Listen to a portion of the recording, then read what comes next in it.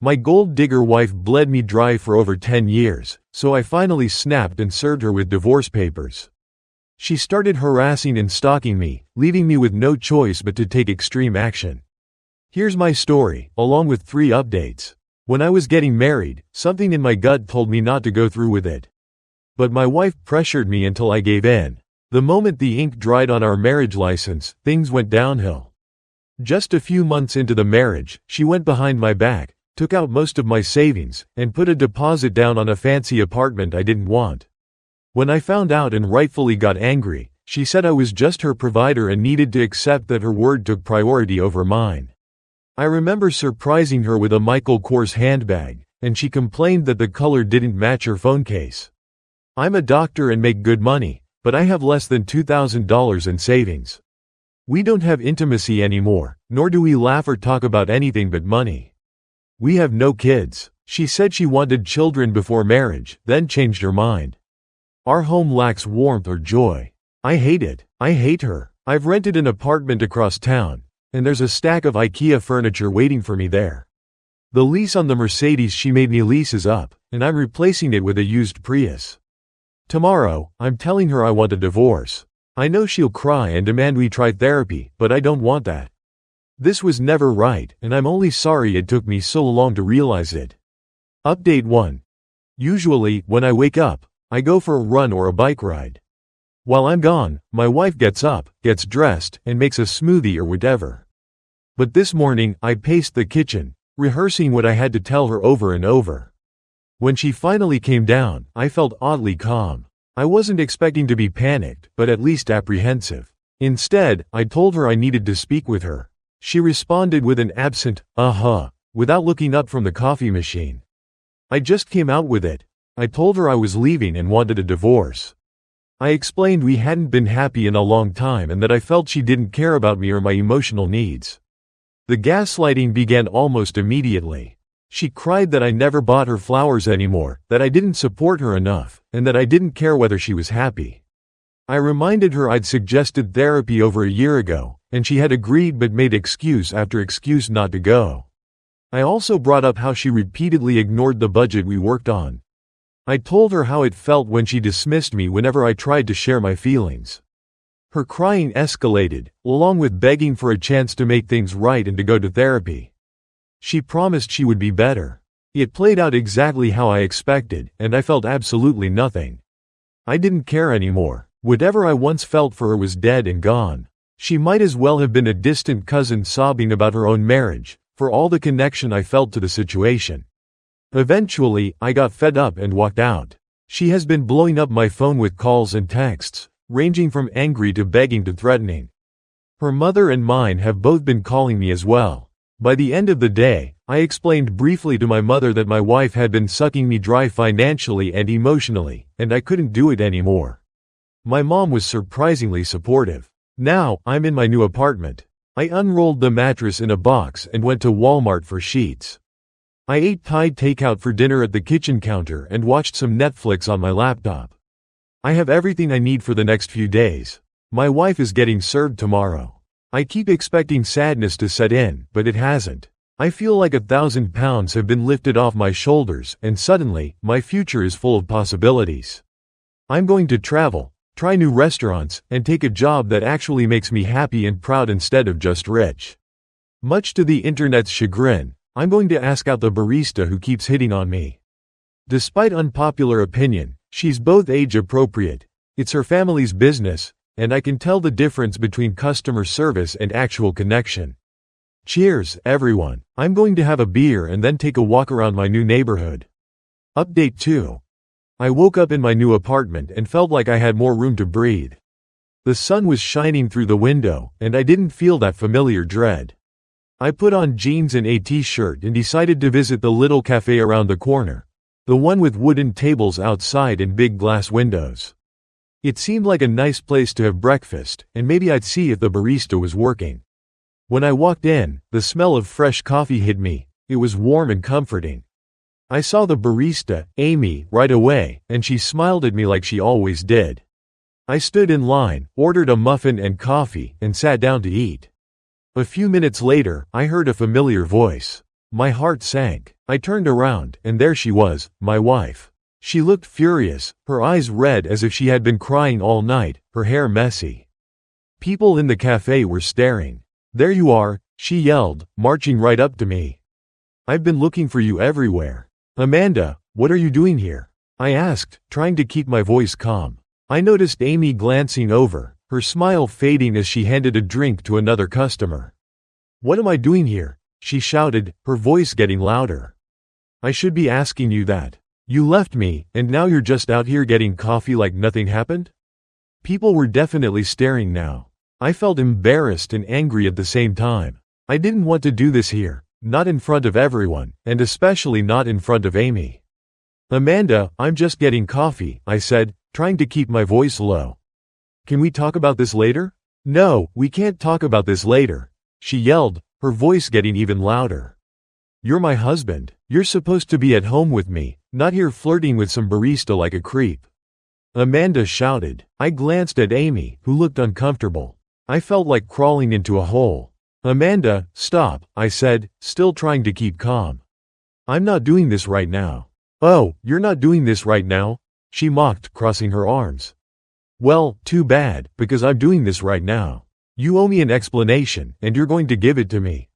I looked around the cafe. Everyone was watching. I could feel their eyes on us, and it made my skin crawl. I just wanted to get out of there. "I'm not going back with you," I said firmly.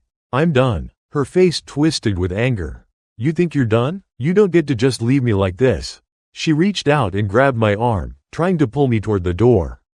"You're coming home, and we're going to fix this." I pulled my arm away. "No, I'm not," I said, my voice steady.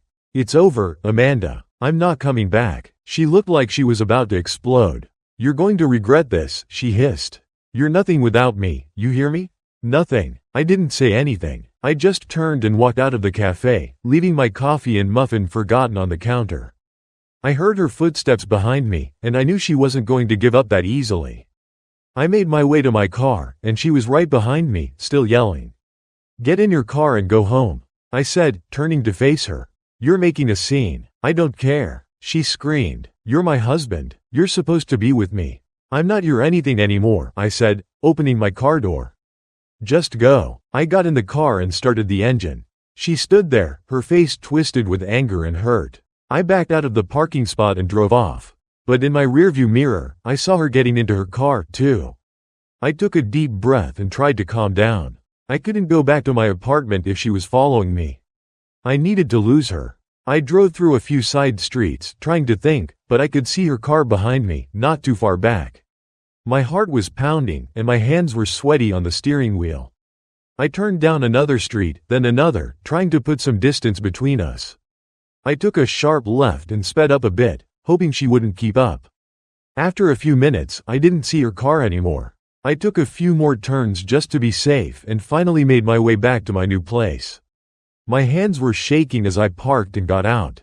I hurried up the stairs and into my apartment, locking the door behind me. I stood there for a minute, catching my breath. I felt drained. This was only the beginning. I knew that, but I also knew I couldn't go back, not now, not ever. I took a deep breath and tried to calm myself. I didn't feel guilty. I didn't feel sad. I just felt relieved. I was free. Update 3. After I managed to lose her that day, I thought maybe, just maybe, she would give up and let things go. I was wrong. It didn't take long for her to figure out where I was living. I'm not sure how she did it. Maybe she followed me one day without me noticing, or maybe she asked around, but either way, she found my new address. The first sign was when I came home from work a few days later and saw a pile of mail on my doorstep. There were bills and a few random advertisements, but the odd thing was they were all addressed to Amanda McCoy. She had forwarded her mail to my new place. At first, I thought it was a mistake, maybe some kind of mix-up at the post office. I called her to ask why her mail was showing up at my place. She laughed. "Oh, I just thought it would be easier for you to pay my bills if they were delivered straight to you," she said, her voice dripping with sarcasm. I hung up and blocked her number. I threw her mail away, but it kept coming. She was making it clear she knew where I lived. Then, one night, I came home and found her sitting on the steps outside my building. I tried to ignore her and walk past, but she stood up and blocked my way. You think you can just leave me? She said, her voice low and cold. You think you can just move on like I don't exist? I'm not doing this, Amanda. Go home, I said, trying to stay calm. This is my home, she snapped. I'm your wife. You don't get to run away from me. I pushed past her and she started screaming, calling me every name in the book. Neighbors peeked out their windows and I could feel their eyes on us. She was making a scene again, just like at the cafe. I went inside and locked the door, my hands shaking. She pounded on the door for what felt like hours, shouting that I owed her, that I had ruined her life. I called the police, but by the time they arrived, she was gone. They told me to get a restraining order, but I wasn't sure if I was ready to take that step. I just hoped she would calm down. When the divorce proceedings started, things got even worse. She was vile, and I saw a side of her I didn't think was possible. We had agreed to try and handle things through mediation, but every meeting turned into a shouting match. She would show up late, looking disheveled and angry. She would interrupt me, call me names, and accuse me of being abusive, of cheating, of every horrible thing you could imagine. At one point, during a particularly nasty meeting, she leaned over the table and said loud enough for everyone to hear, "You know, I've been thinking a lot about that vacation we took to Mexico. Do you remember that night when you got drunk and hit me?" I was stunned. I had never laid a hand on her. "What the hell are you talking about, Amanda?" I asked, my voice shaking. "Oh, you don't remember? How convenient." She turned to the mediator and smiled sweetly. "He has a history of violence. I'm just saying, I don't feel safe." The mediator looked uncomfortable, and I felt like I was in a nightmare. She was lying, outright lying, and there was nothing I could do to prove otherwise. I knew then that she was going to drag this out, make it as painful as possible. It wasn't about the money or the apartment or anything else. It was about control. She couldn't stand that I had taken any of it back. The worst part was when she started showing up at my job. I work at a hospital, and she would come in pretending to be a patient, making a scene in the waiting room until security had to escort her out. She called my boss, telling him I was mentally unstable, that I had been abusing drugs, that I was a danger to my patients. None of it was true, but it was humiliating, and I could tell people were starting to talk. My boss called me in one day, concerned. He was kind about it, but he said I needed to get things under control. I knew he was right. The final straw came after the divorce was finalized. I thought things would calm down once the papers were signed, but I was wrong again. One night, I came home late and found her car parked outside my building. She was just sitting there, staring up at my window. I tried to ignore it, went inside, and shut the blinds. But it kept happening. Every night, she would be there, just sitting in her car, watching. Then one night, I came home, and she wasn't in her car. I felt a weird sense of relief. Maybe she had finally given up. But when I opened my door, I found her sitting on my couch. I froze. I had no idea how she had gotten in. My heart was pounding in my chest. "What are you doing here?" I demanded. She stood up, a slow, eerie smile spreading across her face. "I still have a key, remember? I had forgotten to change the locks, stupid."